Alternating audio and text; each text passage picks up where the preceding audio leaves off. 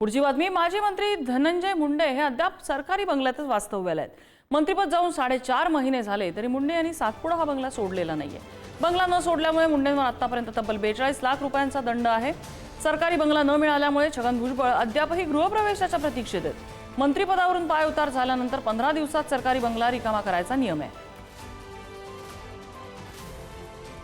त्यांनी मला पत्र दिलं ताबडतोब 15-20 दिवसांनी की तुमच्यासाठी जे आहे अमुक अमुक निवासस्थान मुकर्रर करण्यात आलेलं आहे आणि अर्थातच तुम्ही तिथे, त्याचा अर्थ असं की तुम्ही तिथे राहायला जावं। आता राहायला जावं म्हटल्यानंतर जेव्हा मी पाहिलं जर एखादं घर खाली असेल तर आपण राहायला जाऊ आणि तिथे जर कोणी राहत असेल तर आपण त्यांना कसं काय करणार, आणि त्याच्यामध्ये ते आमचे सहकारी आहे। मी अजून त्यांना एक शब्दाने सुद्धा याबद्दल बोललेलो नाही। आता ते स्वतः मुख्यमंत्री आणि इतर मंडळी त्याच्यावर काय चर्चा करतील, काय निर्णय घेतील याची मला काही कल्पना नाही। जे काही धनंजय मुंडेजींनी बंगला सोडला किंवा नाही सोडला याचा निर्णय अजितदादा त्यांच्या पक्षाचे नेते करतात।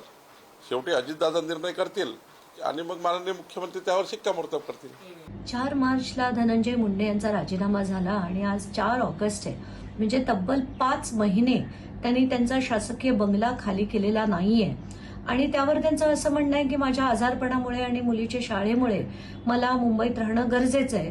तर त्यासाठी कुठलाही स्वाभिमानी माणूस जर असता तर त्यांनी एक 2 बेडरूम किचनचं घर विकत नसेल तर त्यांनी भाड्यावर घेऊन ते राहिले असते। 42 नाही तर 46 लाखाचा तब्बल दंड बसतो आणि ते माफ करण्याचे अधिकार जे मुख्यमंत्र्यांना आहेत तो माफ करण्यात येऊ नये अशी सक्त ताकीद म्हणा, विनंती म्हणा मी मुख्यमंत्र्यांना करते।